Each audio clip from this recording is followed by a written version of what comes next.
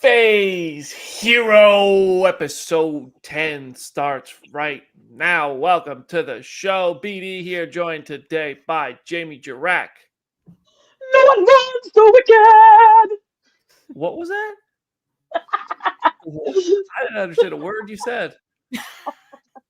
Good. Hello, everybody. We got Jenna Anderson. Hey, everybody. I like the bada bing energy from the intro today. I like it. It feels very, very nice on this Wednesday afternoon. Hey, everybody. We got Aaron Perrine. What's going on, BD? There's so much to talk about. My God. Here's a little sample platter. Here's what's happening today. We got Loki season 2 dropped a new scene. We're not showing it. We're talking about it. We got Hawkeye season 2 possibly on the way. Deadpool Christmas special. What? Okay. James Gunn talking about what he learned from Marvel. Superman getting a release. The Superman documentary getting a release day. Creature Command, all kinds of stuff. And then Moana 2. And then Gladiator 2. And then Wicked 2. Like TOO on that one. I don't want to hear a word about Wicked Part 2. I know nothing about this, and I want to go in spoiler-free. I also think we'll keep those reviews spoiler-free, mostly at least because I know a lot of people haven't been out to the movies yet, but a lot of people have, and we're going to talk about that. So I think we'll just jump in. With Loki Season 2. All right. Any pre-show things we need to talk about? Forget anything? Okay, I see a head shake. No. All right. Loki Season 2. It's coming to 4K, steelbook, all that good stuff. Long live physical media. Great news. Love to see it. There's a deleted scene with Mobius and Loki. And the chemistry between Owen Wilson and Tom Hiddleston reminds us why that show was the best Disney Plus show from Marvel of all time. And this scene is them, sitting down over pie. Deleted scene. Loki says he's been called a problem by a lot of people and given a lot of people trouble. And he name drops a whole bunch of people in no particular order except in the order that he said it. Nick Fury, Eric Selvig, Boar. Is that right? He said Boar. Is that what he said?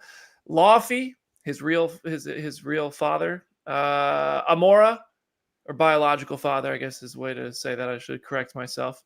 Amora, Jane Foster, Darcy Lewis, Maria Hill, Heimdall, Fandral, Hogan, Absorbing Man, Donald Blake, and he ends it with Hercules. A lot of names we've already seen in the MCU and seen Loki have a problem with. Some names we haven't. I found Hercules to be the one that stands out as the exciting one, even though we'll probably never see Brett Goldstein in that part since Thor Love and Thunder's credit scene. But that's cool. Donald Blake, nice comics reference. Absorbing Man. Jenna, who the hell is Absorbing Man? He is exactly what his name sounds like. He literally is just a big guy with like a wrecking ball of an arm, and he can absorb anything that he touches or chooses to touch. And he is like one of the weirdest Thor villains. So that was the one that definitely caught my eye the most when I saw the list of all the people who were in this scene. Yeah, I saw. And don't forget that Absorbing Man is all over Agents of S.H.I.E.L.D. That character, if you're listening to Leto Season 2, he comes onto the show in the first episode of Season 2. So check that out. I'm going to be completely honest with you, Jamie. I forgot that he was in Agents of S.H.I.E.L.D. Sure is. Carl Krill. Is it a big role? He's in, a couple episodes of Season 2 and Season 5. Whoa. Okay. Well, Loki confirmed to have possibly been a part of it. I don't know. You know me. I like to stretch.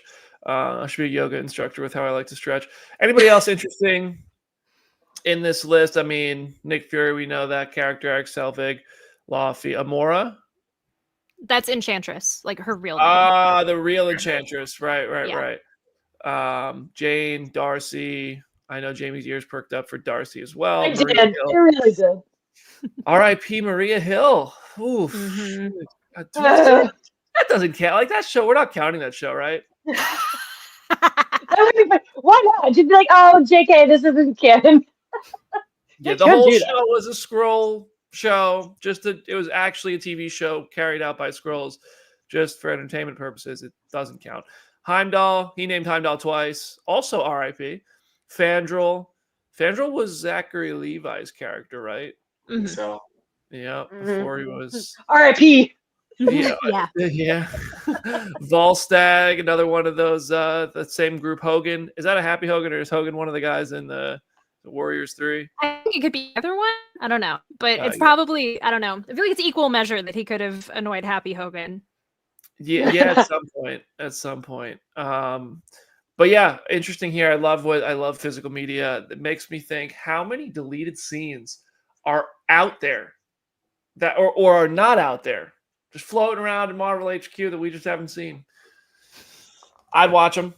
I'd watch them. But you know, there might be a whole new season of a show coming. Yeah. So speaking of deleted scenes, you actually have like other random deleted scenes floating around too from Hawkeye. I saw a scene with Clint Barton that I had never seen today on my phone. It was like, what is with all the weird deleted scenes making their way out? But for those of you who love Hawkeye, even avowed holiday non-enthusiast Aaron Perrine, Daniel RPK says it's coming. He claims it'll film in the fall of 2025 and released in late 2026 or early 2027. So, hooray! More Young Avengers crumbs. The Aaron beat stays profitable. We're going up. We're slowly building. All that pressure we put on Brad, guys. Good job. Way to go. How does everybody feel about Hawkeye season 2? I mean, this is not a source that I personally go all in on. I'm like, let's see. The could be true. I'm not. This is not something that I'm getting my hopes up about. But if it is true, I love the first season so much. It's one of my favorite things that Marvel's done. So. I agree. I think it's kind of a I'll believe it when I see it sort of thing, but like hearing them say that they are developing second seasons of stuff, like I feel like this is one of the most likely that we could probably see down the line.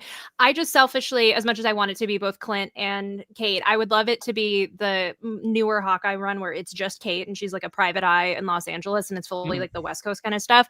That would be really, really awesome. But either way, I'm just expecting more potentially. I read that book right before the first season of Hawkeye came out, and I would love to see that. Actually, I think that'd be cool.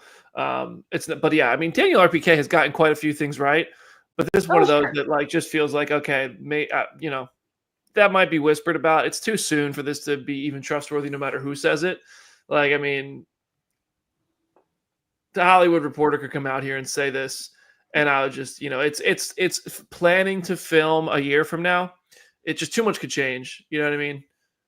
They also they've made it clear, like Brad made this clear, developing does not mean things are going to happen. Things get developed all the time that don't see the light of day, which is how the business works. This is not some weird Marvel fluke. That's just how TV goes.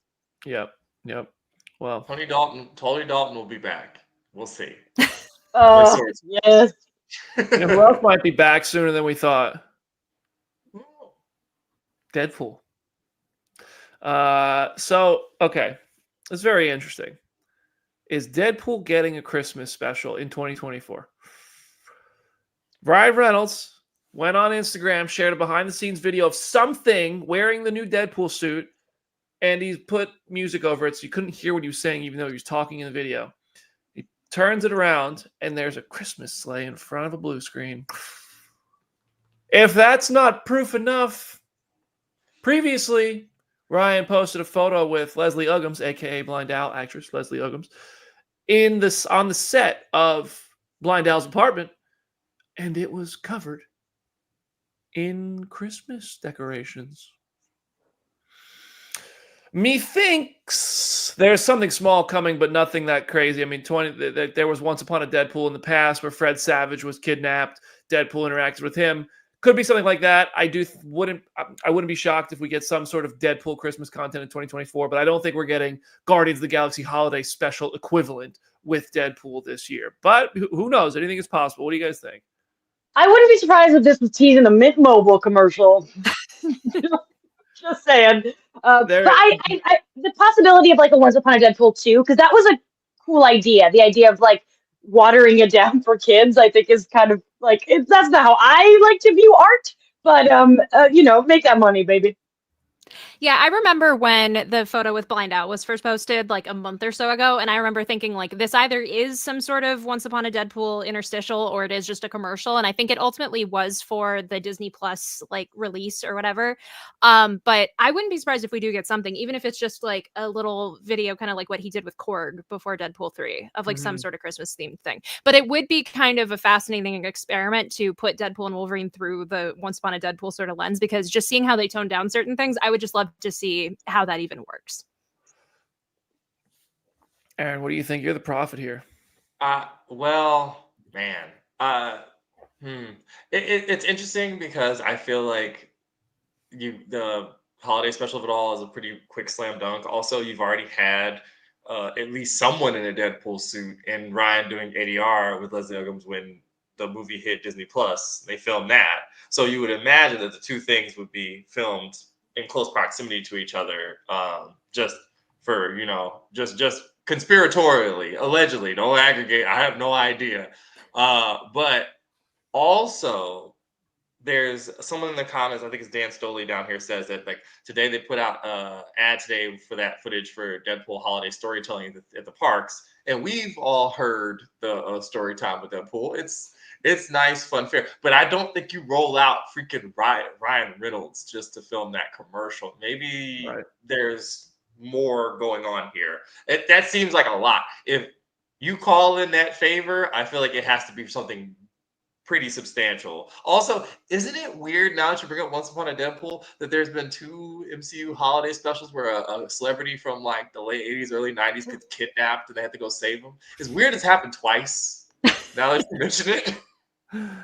Yeah, who? Yeah, we had Kevin Bacon, we had Fred Savage. Who's Deadpool going to kidnap this time? Yeah. Well, all right. So, in the MCU, let's go. All right, for show the fans, who thinks we're getting some sort of Deadpool holiday content this year? Just me? Just two. Okay, we got 2. You got me too. Okay. I think if it's a commercial, I think a commercial is I think it depends on how you define content. Nope, too late. It's too late. Jamie hates Deadpool Christmas content. I don't make the rules. All right, let's switch over to DC. It was a quiet week for Marvel. What If season 3 is still a few weeks away. Trailers all came within the past couple of weeks, but not this past week. Not a whole lot of Marvel going on, which I think is kind of what they're wanting. Like Deadpool just rolling on streaming. But I do think before the end of the year, I'm sure there'll be a couple of good Marvel announcements and whatnot, or pieces to pick up with. But DC I'd say DC had an equally quiet, but actually maybe slightly louder week. And Jenna, you want to kick us off here? Yeah, so James Gunn was on Threads, and he said one major difference that the DCU is going to have in a way that will be different from Marvel Studios is announcing projects that aren't necessarily greenlit. He said, quote, "It won't be exactly like Marvel Studios because nothing is greenlit before we have a finished script." So we kind of talked about this a little bit on the show last week of talking about the script phase and how important that seems to be with the movies that they're making. And it's nice to hear him definitely confirm it, because to the point we were saying of like developing more than you make, it seems like DC is doing that too. But like having the script to be first and foremost definitely is the way to go. What do you guys think? Yeah, I mean, I think that it's smart. I think Marvel is also learning that. For a while, the only time Marvel had announced something they didn't make was like Inhumans. Is basically what happened. But they did that out of the gate. I was there. I mean, but announcing and greenlighting are two different things. You can announce that you have plans to make something, but greenlighting means you are like putting the production budget, you're putting the money, you're putting the resources, you are like fast tracking that thing to come out sooner than later. And so that's how I view what he means by saying greenlighting. I guess that's fair. I kind of took it to be like they're not going to announce projects / I took announcing and greenlighting to be kind of the same thing. But I guess you make a good point. You make a good point. Yeah, just seeing how they've worked with like the second phase, for lack of a better term, of projects that they're now going to start filming soon. Of like when Lantern's casting was confirmed, then they had an official statement that was like, "We have greenlit this show, like it is now happening." And so I think that seems to be the way that they're going with it, and not necessarily announcing and greenlighting being the same exact thing. Because that man announced like 43 projects out of the gate. So I was just going to say, but no, I think it's smart. That's smart. Jamie, Aaron, any thoughts? Jay. No, I don't. It's like I just said before, things get developed, they don't happen, whatever. I don't. James Gunn's probably just being cautious because of how the internet treats him. Like truly, it's wild. That man has never missed on superhero content ever, and people treat him like he's Simon Kinberg. I mean, it's crazy. So I let the man cook, is what I say. catching shots. Boy. Oh, It's Simon he just Kinberg pulled catching that the turkey stray. out of there, and he's just getting shots thrown at him. Dear Oh, God. catching the stray. Did Simon Kinberg leave like a pet carrier and a bunch of food on the porch because he's catching strays? Goodness gracious. I think that I'm kind of with BD, where it's like, does anybody know anything about Paradise Lost? Does anybody remember that?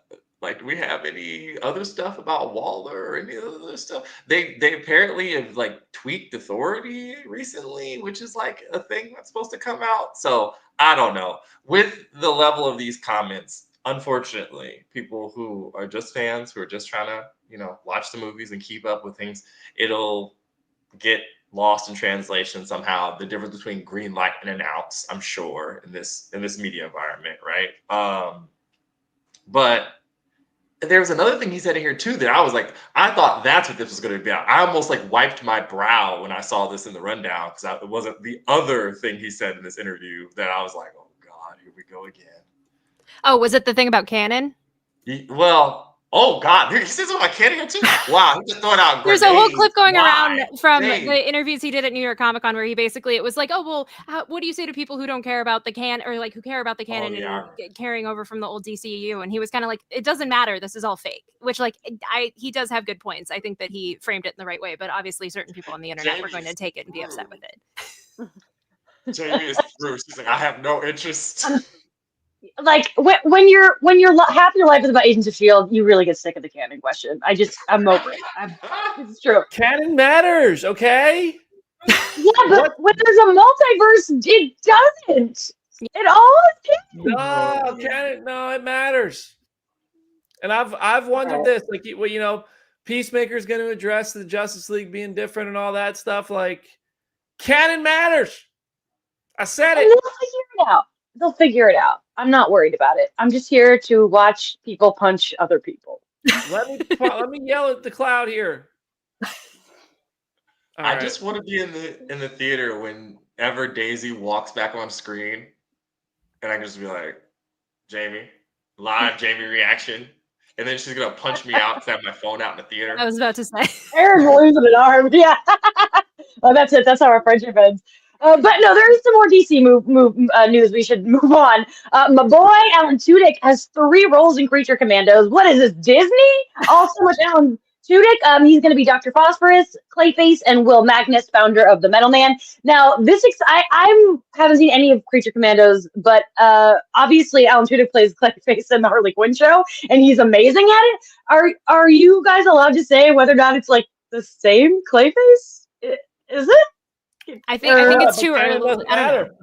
Canon doesn't matter. Oh, I will say, not having seen anything that he has appeared in Creature Commandos, I do find it interesting that we are carrying that casting over because I do think he does a really great job of it on Harley, and I am curious to see like how different it is from how he does it on Harley. I'm also curious of like, because I know there have been rumors through the grapevine that Mike Flanagan really wants to make a Clayface movie, and I'm curious like if that ultimately ends up happening. And for the audio listeners, Jamie's eyes just got so wide. But if that ultimately ends up happening, I'm curious, like, if that voice casting is going to carry over, or if he's going to get like carte blanche to do whatever he wants if it's in the DCU. But yeah, and Will Magnus, like, I love the Metal Men. They are this very obscure, very like under the radar part of DC that like nobody really talks about other than myself and Dan DiDio and Aaron, I think, because Aaron is making hand motions. That's good. That's good stuff. Yeah, it's great. So I'm excited that he's in the show. Very curious to hear what context, because I know there were rumors and reports that Alan Tudyk is playing a character in Superman in some sort of capacity, and people were guessing based on, is it going to be Phosphorus? Is it somebody else? It would be really interesting if it does end up being Will Magnus, because I'm very curious how that would work within the context of Superman. So either way, we're winning. Jamie's just so happy. Mike Flanagan making a Clayface movie? That's oh my God, that's amazing. The Creature Commandos stuff is still like reactions and reviews are not out yet, right? It's still under embargo. Yeah. Okay. Okay. All right. Well, you know what's not under embargo? Superman news. That's right.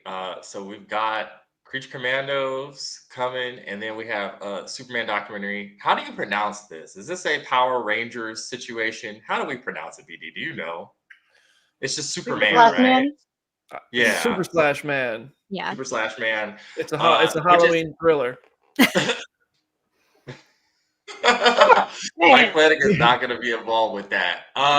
But it's a really good documentary about Christopher Reeve's story, and it's really touching. You can see small sort of like screenings of it before. It's worth checking out if you care about Superman, if you care about his place in pop culture. It comes out, I want to say, yes, 2 days after Creed Commandos. So you're just gonna, James Gunn's gonna like ring that bell and throw that into the trough, and we're all gonna be like, "Yeah, buddy, like let's go." I am too, right? So that is coming. We finally get to see it. This is gonna be on Max, right? Yes, on December 7th. So if you love the old Superman movies and stuff, go ahead and check it out. You're right. I mean, this is a really good documentary. Mm-hmm. And I'll be honest, I thought I knew the story of Christopher Reeve, and this documentary kind of showed me how much I didn't know that I didn't know. If that makes sense. Like, it was really touching. It's also, I mean, it's heavy. Like, it's inspirational, but also it leaves you like, I mean, we're all familiar enough with this story to expect the weight of it. But I watched it at like 10 a.m. one day, and it was with me all day. It's a powerful documentary, but yeah, it's definitely heavy. It's definitely. I didn't get to see it in theaters yet, so I'm very excited to check it out on Max. But like, good to know that I probably need to like prepare. I need to mentally prepare to be wrecked for the rest of the day afterwards. Yeah, no, it is. I haven't seen it, but I know it's like a 1-2 punch because it's not just the tragic stuff that happened to Christopher Reeve, but like there's a lot of Robin Williams stuff in there, and that I'm sure adds because they were really good friends. So I want to watch it, but I too am like I need to be in the right headspace. Yeah. But it's great. I highly recommend watching it. It's great. On a lighter note. Speaking of other things that are great, Peacemaker season 2 has wrapped filming, so we're one step closer to getting it next year. And it also has been confirmed that Judo Master will return in the show, which I kind of safely assumed based on how the events of season 1 went. James had a bunch of different posts on social media of like, oh, we're wrapping these actors this day, we're wrapping these actors this day, and then it ultimately wrapped with Steve Agee, Tim Meadows, and the actress who's playing Sasha Bordeaux. And then I just need to announce this because this is personally something I'm excited about. Brandon Stanley, who played Frogman in She-Hulk, has been cast in the show, and we don't know who he's playing. I did not even know he was in the show until James tagged him in his post, so I'm delighted to see that he's involved with this show. Did you say Tim Meadows? Yes. Yeah. Was he in season 1 though? Right? No, he's a new character. Yeah.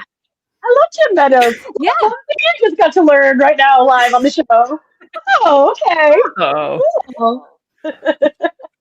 Jenna, you got to interview Tom King, speaking of big personal news, and you published that already. I did, yes. So what was that about? So it was about Tom's latest comic, which is a Black Canary miniseries. It's called Black Canary Best of the Best, and it's essentially 6 issues of her and her rival in the comics literally agreeing to a public like MMA style fight in Vegas to decide which of them is the better fighter in the DC universe. And so it's that interspersed with flashbacks and very character driven sort of stuff. Black Canary is my favorite character of all time, so I immediately knew I needed to talk to Tom about this, and he was very nice and gave me his time, and I published it on my Substack in full text form. And then I just published a video today using some of the clips from our conversation and just me talking about the issue overall. So please go check it out. I didn't ask him any DCU scoops because he's in the writer's room. I just wanted to focus on the book, and it was a really lovely conversation. I still saw Woman of Tomorrow came up. Yeah, because he obviously wrote Woman of Tomorrow, and it's getting the movie adaptation, and that has kind of become an easy touchstone in DC to kind of talk about like these books that can be packaged and sold just as a perennial like single volume of like, this is a story that examines a character that kind of like gets to the grit of who they are and like makes you kind of view them in a different way. And so Woman of Tomorrow definitely did that for Supergirl, and that's kind of the same ethos of the Black Canary book. So that is just really exciting for me. Very cool. Go check that out. You can find it all over Jenna's socials, by the way. I just want to say how awesome it is that Jenna got an exclusive interview on her channel. Like, that's huge. And Tom King, that's so big. That's awesome. I'm so proud of you. That's so cool. And about Black Canary, like, that just couldn't be more perfect. I'm just oozing with pride. Thank you. You can also get Supergirl Woman of Tomorrow in those new DC Collected Edition things. Yes, you can. Small ones. And the that compact. thing has been selling like hotcakes. Well, yeah, I mean, that Woman of Tomorrow book, the original book, flew off the shelves after James Gunn didn't greenlight a bunch of projects. You know what I mean? that book was gone. But no, I'm glad you plugged the compacts, Aaron, because those are so worth it. They're $9.99 and you get an entire volume, and it's like almost manga sized. Like, I don't have a lot of them yet because they're so out of stock, and most of the ones that I find in the wild are books that I already own. But I'm so glad that they exist, and everyone needs to go buy them. Nice. All right, so that's our Marvel and DC chat for today. If there's anything else you want to talk about, great day to drop a comment and let us know, because we're gonna have a little bit of extra time, I think. So if there's questions, comments, concerns, topics, things we haven't covered that you want us to cover, go ahead and drop it in. But we're gonna shift into some other movies. We're gonna try to keep this pretty spoiler free. I see a finger up in the air. Well, I just realized, we don't have on our rundown the fact that Skeleton Crew was bumped up a day. It's now coming out December 2nd. It's almost Star Wars time. That's like mere days away. I'm really excited to meet Neil and the rest of the gang. I watched Skeleton Crew. Ooh. Did? Yeah. Jealous. But much like Creature Commandos, I can't say anything about it. All right. Um, I am so excited for next week to talk about it, because I have a feeling Jamie and I are just going to love Neil. Yeah, we're like, think about how much eating we're about to be doing. Like, and I don't mean Thanksgiving, even though that too, if you celebrate. We got this weekend in theaters has Moana 2, Gladiator 2, and Wicked, all about to be printing money. And then on TV the following week, Creature Commandos, the Superman documentary, Skeleton Crew. Is there? I mean, there's probably more. That's just the nerdy shit that I pay attention to. I'm sure there's more stuff on television. Yeah, we're gonna be in good. But all right, let's shift to a couple movies. Speaking of the, hold on. I don't. No, I was gonna talk to Moana too. I was just doing your shit. Did I just trample a thought here? Nope, I was just taking your lead. Moana 2 is out today. And it's got a 67% on Rotten Tomatoes and 88% audience score. And it made a $13.8 million Tuesday preview night, of course, Thanksgiving weekend. And Aaron and I have both seen it, so figured we should give a little spoiler-free thoughts. Aaron, you go first. I enjoyed it. I enjoy Moana, maybe not as much as some of the members of the household. If you really, really love it, my wife cried at one point during ye old Moana 2. Take that for what it will. I'm really surprised by some of the critical response, because I don't know. I don't know how to explain people anymore. I just laugh. I'm like, none of this matters. Like, full stop. It was the most popular streaming movie of 2023, period. Like, of everything. Like, they didn't even really promote it like that out here. And I'm like, it doesn't matter, unfortunately. Like, it's funny because it actually has three really amazing projects and other projects that other people need to see too out in theaters. And I feel bad. I'm like, you run into the buzzsaw of Moana. But yes, the songs are there. I said on Blue Sky and Threads that's my favorite villain song of like the last probably 5-6 years of Disney, I'd imagine, in there. So that's good. I think that if you love Lin-Manuel Miranda, that's probably, you're probably feeling a little bit of that. I'm not as big on the Model UN energy of my man as some people parts of the internet can be. He's very talented, but that's much more my wife's speed than mine. So yeah, I enjoyed it. Your kids are going to enjoy it, younger viewers. My niece is already hit me up. She's like, I remember that interview you did. You owe me a costume. And I'm like, it's not Christmas for like another month, and I'm already on the hook for a gift, dear God. So yeah, Jamie, what'd you think? I liked it. I will say I'm not the biggest Moana 1 fan. I think it's a very beautiful movie and it has some great songs, but it's not like I got so Frozen pilled. Like, I've seen Moana 3 times. I watched Frozen 3 times in a day, because I'm crazy. So Moana 2, I was like, okay, we'll see what it's about, and I quite liked it. It's not as good as Moana, but I think it looks good. I really like the new characters, and I liked the songs a lot. I've seen some criticism about the songs, but I thought they were quite good. I will definitely, right now, another soundtrack is occupying my space and time that we'll talk about later, but I will definitely listen to that soundtrack, especially the song that Aaron is hinting at. I think that it's like Aaron said, it's good for families. It's a cute little fun movie. I can see how it was originally supposed to be a show. And like I do think people are getting harsher on Disney though, because like I thought the reviews of Wish were too harsh as well. Like I don't know, it's cute songs and magical. What do you want? I mean, I think it's a combination. I think it's kind of popular to hate on Disney and be tougher on Disney lately. I don't think that's.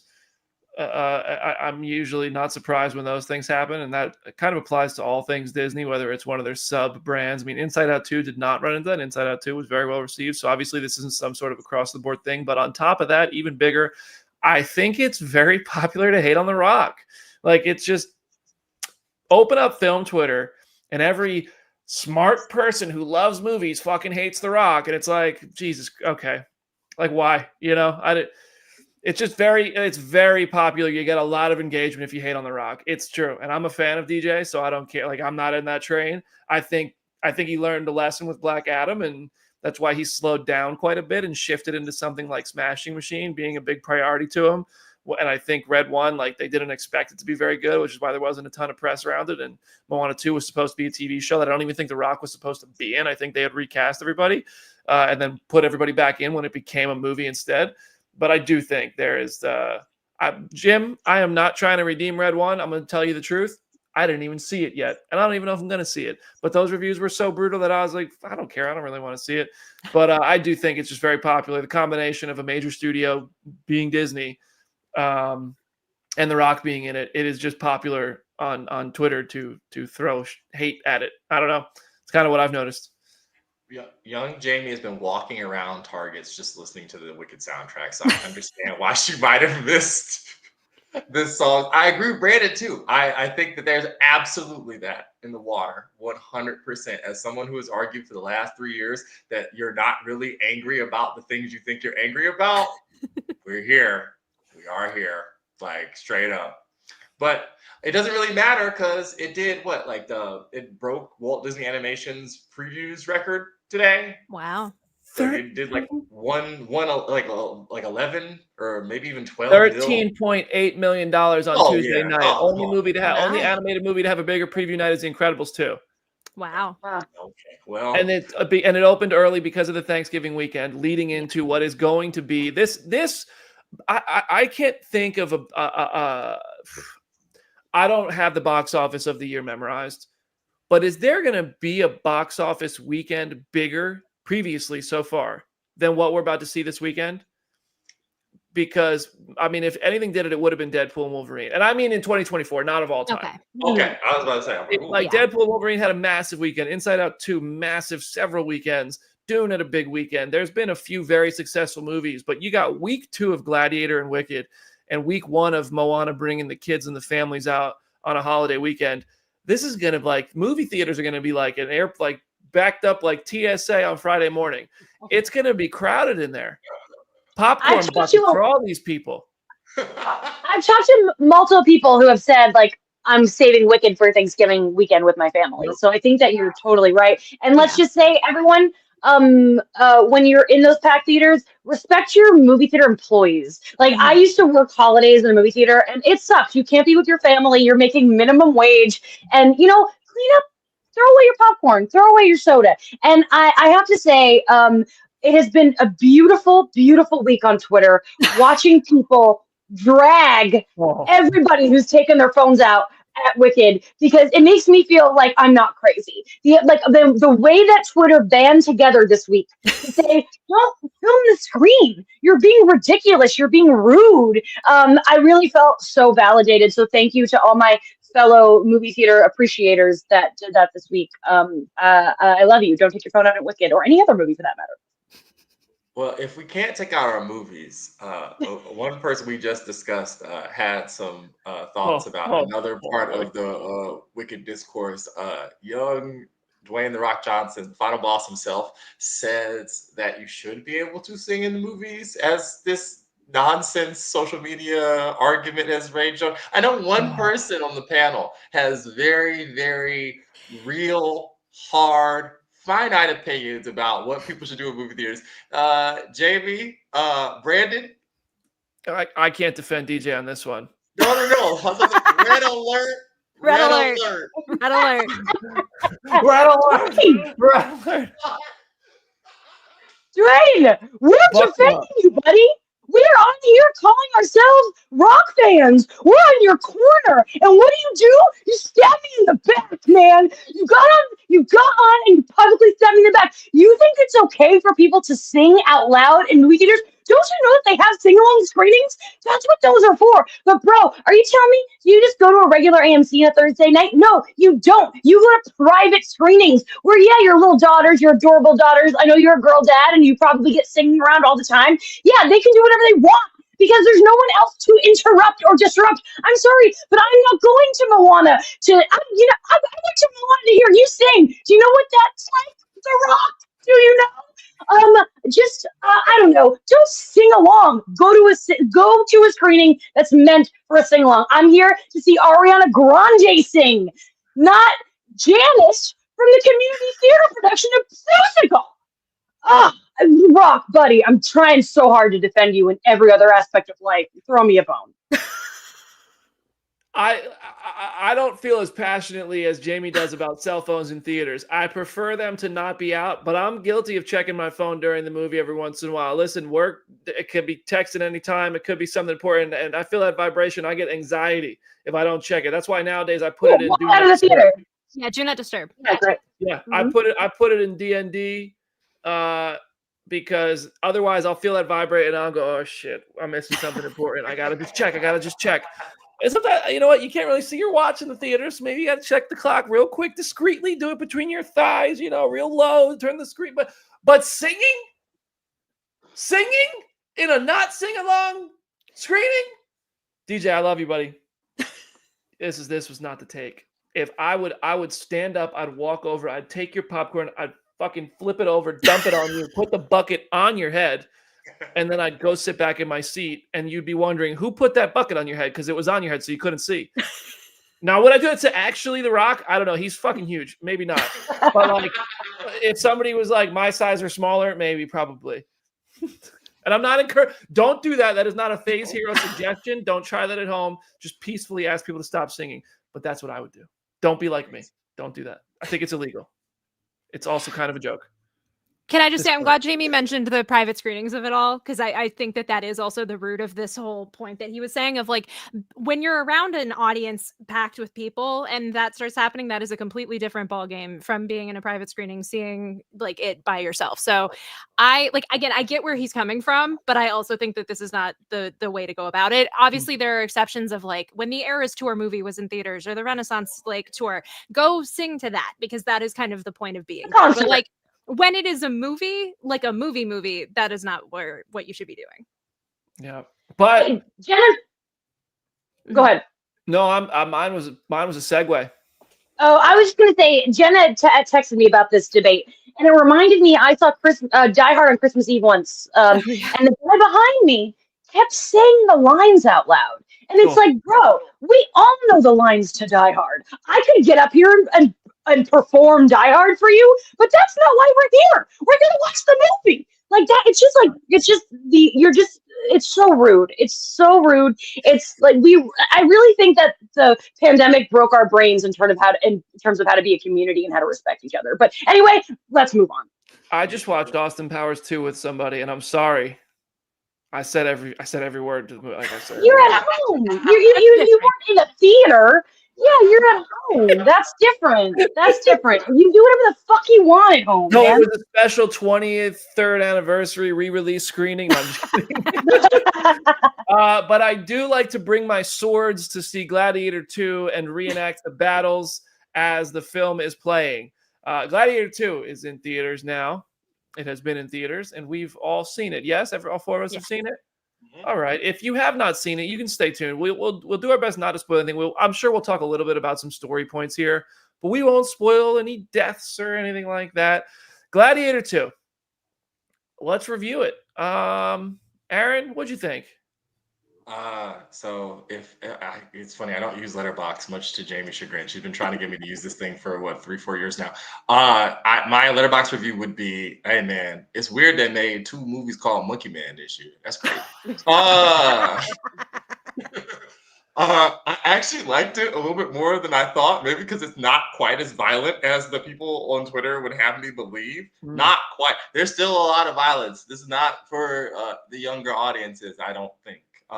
There's a lot of wild stuff. It is the past.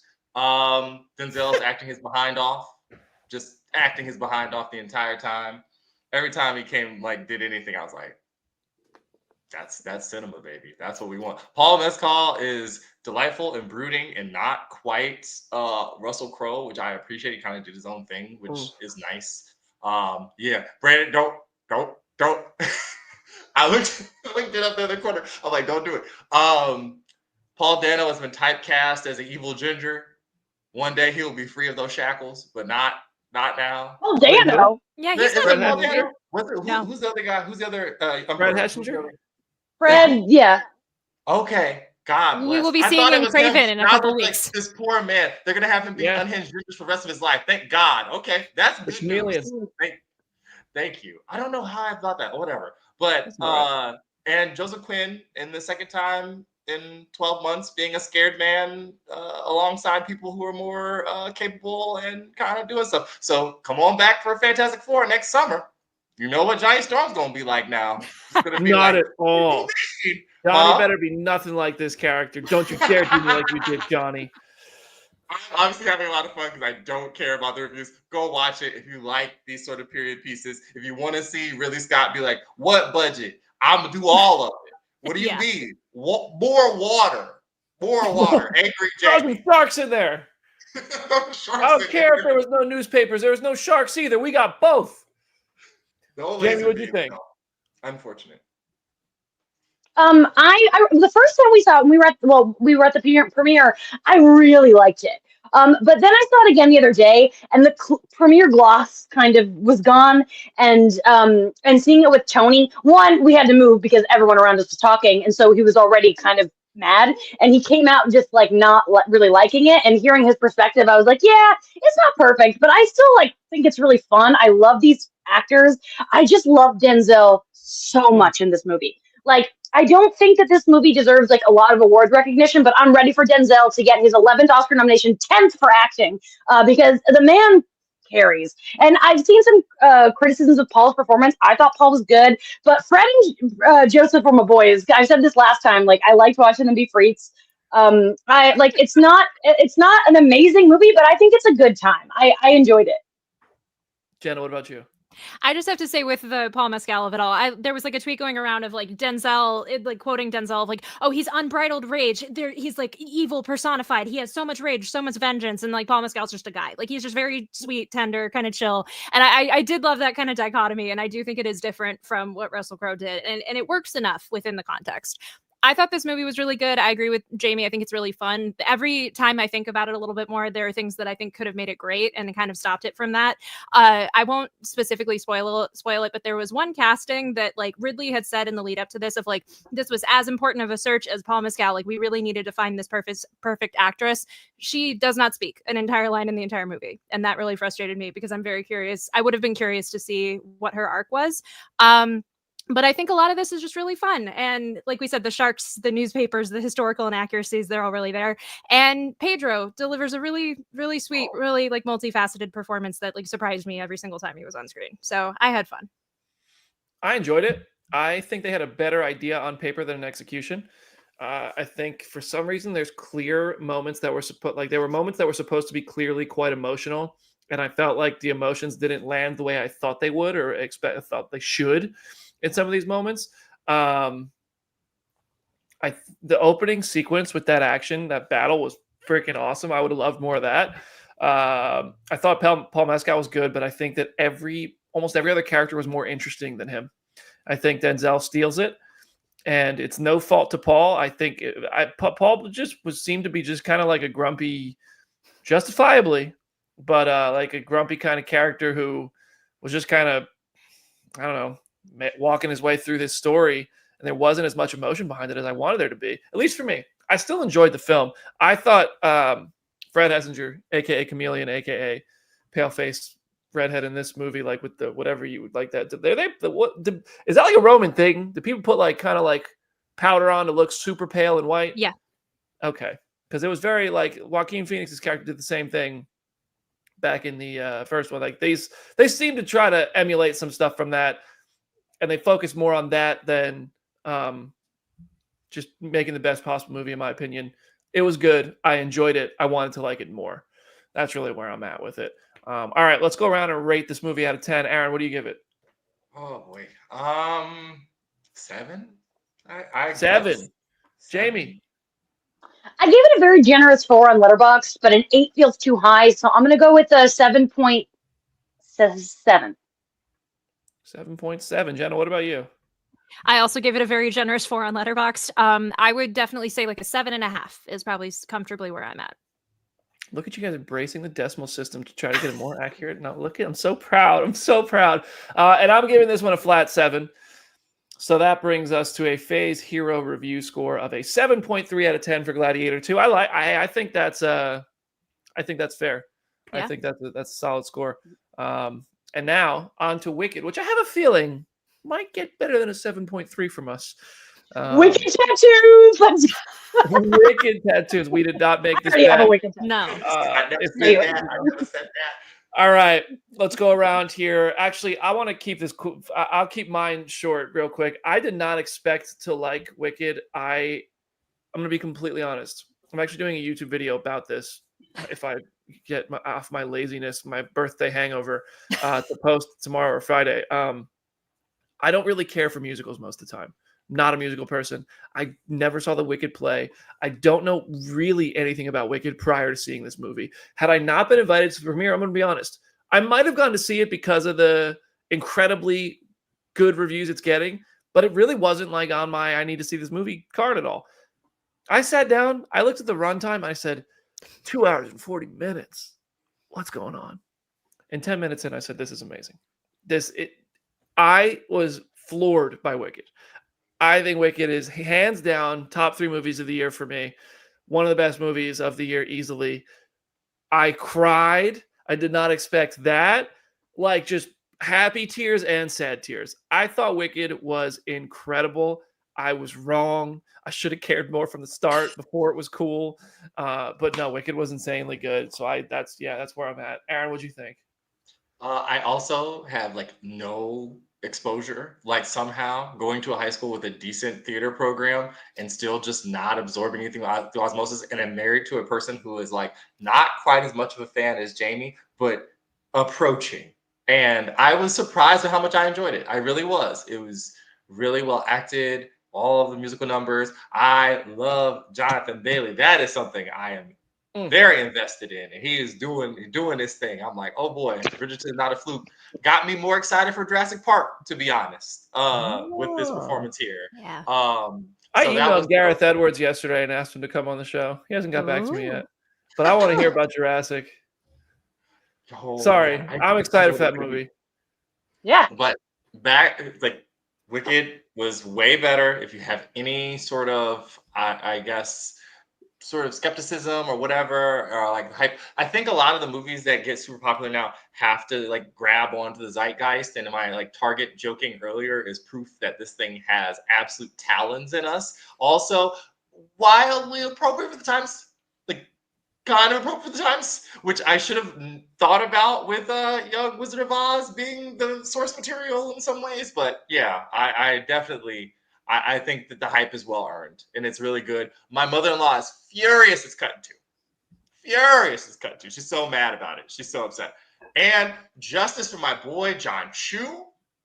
John Chu, take a bow, fam. I always do. We've been here for a long time. Very, very happy after what happens in the Heights that he also invited on Phase Hero, though I did not email him directly because I don't have his email, but I'm trying.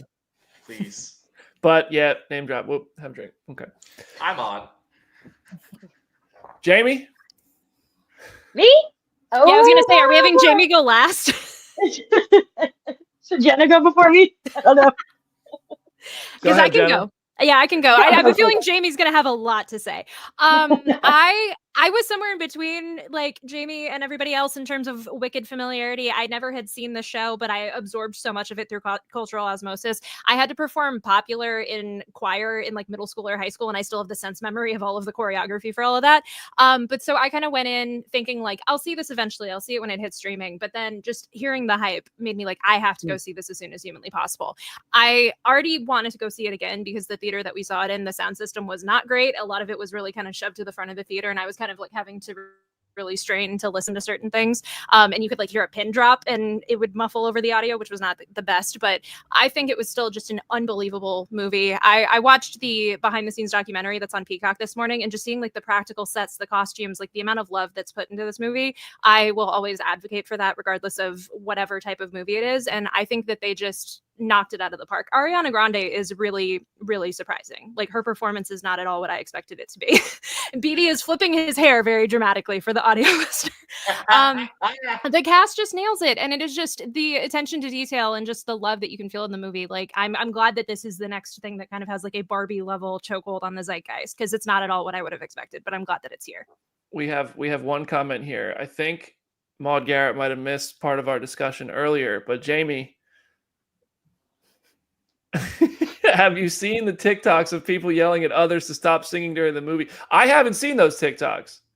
No, I can't watch TikTok. I don't like videos. They're abrasive and I like to read things, but I've read all the tweets. I've read so many tweets about people shaming those people, and that makes me very happy. Well, that's kind of like a double whammy. If people are recording people singing in the movie, that's like both don't do it boxes. No, check. you're like, I saw somebody post like, can you believe this girl singing? Why is your phone out? You're just as guilty. I did see that on Twitter, but I didn't watch it because Jamie would actually combust if she saw someone filming somebody singing in a movie theater.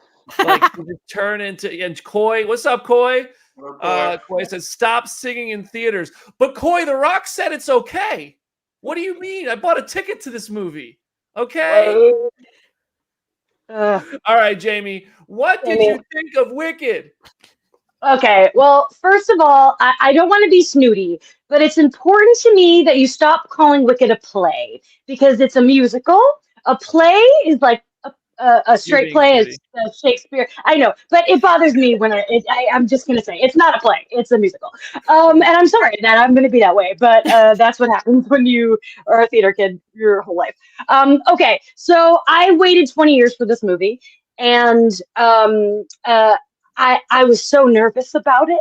I didn't like Ariana Grande's Penny and the Hairspray Live, so I was like, can she do this? She blew me away. She's amazing. I think that not only is she going to get an Oscar nomination, but she could very well win an Oscar for supporting. I actually have an article coming to that hashtag show about why Ariana Grande is running for supporting. I don't know if it's up yet, but it should be up very soon. It's my first article for that hashtag show, and I had really fun writing about the awards season of it all. When BD and I went to the premiere, I had a lot of negative thoughts about how it looked. But once I saw it a second time, I realized that being in the 4th floor balcony, you're not meant to see a movie that way. The sound and the picture was not right. And I still think that the backlighting in this movie is over the top, ridiculous, bad. I do not understand the choice to do so much backlighting, but I think people are criticizing John M. Chu's direction, and I think that he did a great job. I think he did a great job with In the Heights. I think that he has an eye for how to bring a musical to a film. I have no criticism of that at all. And both Cynthia's amazing. I saw someone say she was miscast because she's too old. They're all too old. No one says how old you are when you go to Shiz. No one, like, it doesn't matter. Who cares? It's like college. You can be any age. Shut up. The music, I was just so grateful that they kept the music intact. And then I won't spoil it, but One Short Day, I did not expect that to be the number that made me cry. Oh my God, mind blown. Michelle Yeoh and Jeff Goldblum. No. That's when they get to the Emerald City. The song in the Emerald City. This is the moment that got me. Yeah, that was really sweet. If you've seen it, you know. If you haven't, it's not a spoiler. Michelle Yeoh and Jeff Goldblum aren't like great singers, but that doesn't really matter to me because they don't sing a lot. And also, Jeff Goldblum's like the perfect person. Yeah. How can you be mad? He was my least favorite part of the movie. Well, because he's not a big singer, and I don't like. He's not Joel Grey. I'll tell you that. So that's fair. I do want to say that after I saw it for the first time, I was like, this is my fourth favorite movie of 2024. And then I saw it a second time and I'm like, maybe it's going to get bumped up. And then I saw it a third time and like, who am I kidding? It's my favorite movie of the year, you guys. It's number one. Who am I to go against my own heart? It's number one. I'm going to see it a fourth time this weekend. I'm going to see it a fifth time when the sing-along comes out because I can be patient and sing when I'm told. Anyway, thanks for letting me talk about Wicked. I could talk about it so long and all day. I loved it so much.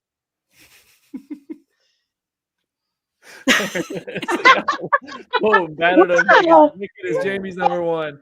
I do have to disagree with you on the visuals. I thought it was visually I loved it. I didn't notice the backlighting issue.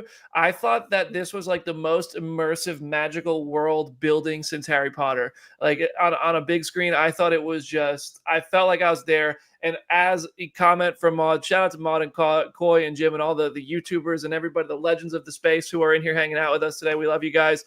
The school being called Shiz, I know this comes from Le Musical. Let me twist my mustache for Jamie when I say it. Thank you. Calling it Shiz took me out every time. Shiz University. I was like, come on. Is this Shiz in the book? I've never read the book, I'll be honest. Yeah, I don't know either. I saw somebody in the comments suggesting read the book. I would have to scroll up there quite a bit. But yeah, I thought the world building in this was awesome. The costume, the acting, everybody was so good. But Shiz University, I thought was a hilarious name for it. That kept taking me out.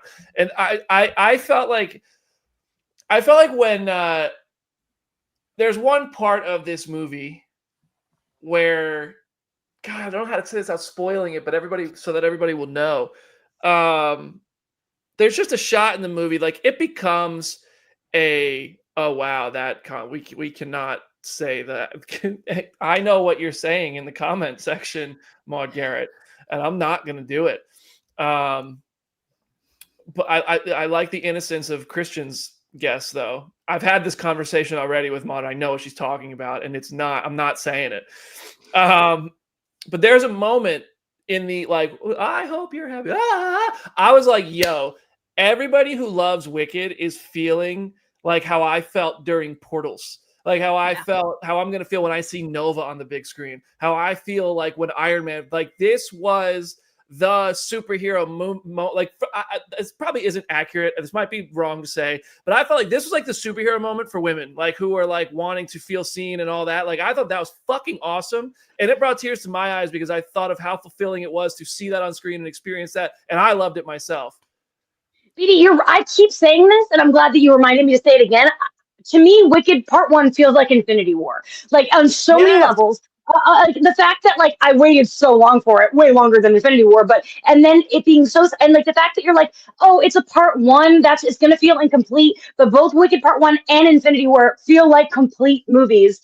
And the fact that, like, I'm probably going to see Wicked like I saw Infinity War 5 times in theaters, like, it's giving me that same feeling, that same rush that I had then, and you're totally right. It's like there are two sides of my coin, like Marvel and musicals, and that's why the credit scene in Hawkeye will always be great. Oh, but yeah, okay, let's go around 10 scores. Unless there's anything else we want to talk about on Wicked, I know we're trying to keep it spoiler free. So in that regard, I just want to clarify that, like, I think it looks good. Like, the costumes, the sets are beautiful. It's only the backlighting I have an issue with. There's just so much backlighting. Why? It's shining through. I think it takes away from what does look beautiful already. Jenna seems to agree. I agree wholeheartedly. I want to know what Jim Viscardi thought of Wicked. I see lots of comments from Jim, and Jim texted me and our group chat, our video game group chat last night, and said, I'm on my way home from Wicked. Never shared his thoughts. So, I'm going to put Jim on the spot. Aaron, rating out of 10. Man, I don't want to yuck anybody's Jim. I think it's like a 9.2, somewhere in there. Like, I'm not Ari. Ari gives a 10. She cried 3 times. Wow. 3 times. My girl. Yeah, she was like about it. So that's where I'm at. Like I said, I definitely need to see it again with like the proper audio experience. But even then, where I'm at now, it's easily like a 9.5. 9.5. Big 0.5 there. All three times I gave it on Letterboxd a 4.5, which would come out to a 9. So I'm gonna bump it to, I'm gonna say a 9.8. 9.8. Wow. I've seen a lot of music. I have seen a lot of movie musicals, so you got to leave a little bit of room for like Sound of Music, Moulin Rouge, the top tiers, you know. I don't got to leave room for anything because I'm giving it a 10. I thought this movie was phenomenal.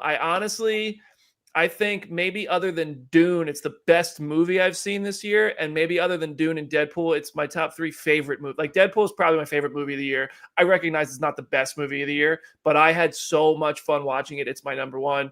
I don't know between Dune and Wicked. Dune was phenomenal. But I mean, Dune all around, filmmaking, story, like it had everything. And actually, Maud in the comments here, after Dune ended, I'll never forget this. We were sitting next to each other at the Dune screening all the way back in February, March, whatever it was. And she goes, perfect, no notes. And I was like, yeah, actually, yeah, that's a pretty good way to sum it up. And Maud's a tough critic. So that's when you know Denny did a good job. I fell asleep. So. You fell asleep during Dune? Yeah, and I was in Dolby, the third row. That's hard to do. I'm just saying, I think Wicked's a little better than Dune too. That's just my personal opinion. I thought Dune was phenomenal. But I thought Wicked was phenomenal as well. So that brings our collective Phase Hero review score for Wicked to a 9.6 out of 10. So Gladiator 2 got a 7.3. Wicked gets a 9.6. Moana 2 we haven't scored yet because only Aaron and Jamie have seen it. So that's a pretty damn good score. Jim says you can rewatch Wicked 3 times in theaters in the time it takes to watch Dune 2 again after you wake up from the 3 naps during it. Jim, this is why. Jim, this is. I'm surprised jail has this good of an internet reception. We should call it a dungeon now. And that's a new thing. He's in the dungeon now. Yes. Hang this up. When we get off Phase Zero, I'm walking out there. I'm calling Robert Kirkman, and I'm saying, fire him. Fire Viscardi now.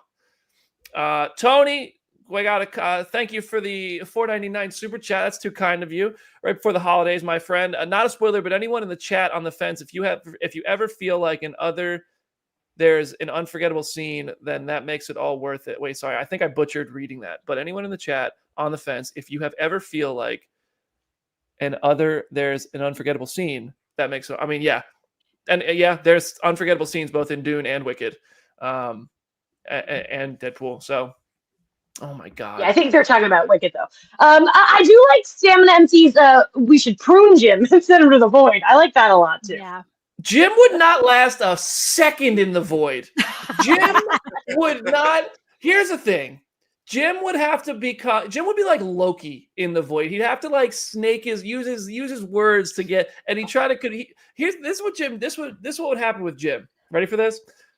If Jim went to the void, somebody would come up to Jim and they'd be like, we have something bad happening. And Jim would he'd go, okay, so here's the thing, right? So, and then he says that, like, here's the thing, right? To make you already agree with him before he even says the thing. And then he'll say the most outlandish shit ever. And you're like, well, damn, he already sounded friendly. So no, this is why we learned. And Jim lives in the jail cell. Jim, love you, man. Send my best Thanksgiving wishes to the fam down there in south of Nashville. All right, that's our show today, everybody. I was going to say Jim would just go to the void and meet every Moon Knight humanly possible and just try to like use them to stay alive in the void, I feel like. Jim's, but he's wise. I'll give him that. He just says dumb stuff. Okay, we've all been there. We've all been there. All right. Jenna, you're on the big screen. Any last words for today's episode of Phase Hero? It's at Hey It's Jenna Lynn on social media. As always, go read some comics. As I mentioned, Black Canary Best of the Best #1 is out this week, as well as Justice League Unlimited #1, which is a phenomenal issue. Highly recommend picking that up and just reading some comics over the weekend. And go subscribe to my Substack and my YouTube channel, both of which are called Go Read Some Comics, where you can read that Tom King interview and just see other stuff that I'm posting. Love it. Jamie? Yeah, thank you again for letting me talk about things that I like on the show. That's really nice of all of you. I love you guys so much. Sorry if I get a little heated sometimes. Dwayne, if you ever want to be on the show and don't want me here, I understand. But follow me at Jamie Jarek on the places. On Blue Sky, I'm doing this new thing where I'm recommending one random movie every day to try to get my Blue Sky going, and I'm already 5 days in. So go watch the movies that I'm recommending, and have a really happy Thanksgiving. Remember what you're thankful for. For me, I am thankful for Cynthia and Ariana's Wicked press tour. That is what I am thankful for. So thank you. Cynthia. Jesus died for our sin. No, nobody. Any movie? Yeah. Okay. Thank you, one person. Slam poetry. Aaron, any last words for today's Phase Hero? What a day. God bless us, everyone. It's at Summer Lake Corner doing all the things. I'd like to hype Preeti's House of Harkness over at Marvel Infinity Comics. If you miss Agatha, go do that. We also got, there's something else I wanted to shout out to, and of course I always forget. Oh, right. Thank you to Crunchyroll. Went to go see Solo Leveling Reawakening. If you love anime and you like the violent side of things, which I was surprised, I enjoyed it a lot. The more bloodthirsty member of the house who also likes musicals liked it even more than me. So that's out on December 6th. You should go check that out if you like anime. And just, do we have Letterboxd accounts to follow us here? I don't. I do, but I don't use that often. Maybe I'll change that. Maybe, you know what? The best time to start is in the new year. Yeah. Because then by the end of the next year you have all your stats and stuff. So January 1st is the time to get on there. And people are like, but I've seen so many movies. Don't stress. Just start from then and go forward. Don't worry about everything in the past. Just start fresh. That's what I did 3.5 years ago, and that's what I recommend to all of you. I'm probably not going to do it. I'll be honest, but thank you for the advice. Jamie's been trying to get me on Letterboxd for years now. I know. Anyway, that's our show. Thank you everybody for hanging out today on Phase Hero. We'll be back next week. We'll figure out what time. I'll be in LA all of next week, so I got to figure out when, where, how I'm going to do this show. We gotta cross that. That's a next week problem or tomorrow problem. We barely made it to today's show here we are. It's one day at a time, everybody. Thank you for watching. Have a wonderful holiday. Don't drink and drive. Don't let anybody you know, love, or care about drink and drive. Please be safe and be careful. Play our show for your dad. Play it for your cat. Hit subscribe because there's over 100 people watching live, and we're booking guests and we're doing all kinds of stuff. There is a lot of cool stuff coming to my YouTube channel. More guests already coming to Phase Hero. Not officially booked, but things I'm working on, trying to get stuff, in the works because you guys keep watching and supporting. And we're on every major podcast platform, so leave a 5-star review. And we thank you for that in advance. Have a wonderful weekend. Stay safe, everybody. See you in the next one right after every freaking time I start rambling, I forget to do the outro. And here it is. Bye-bye.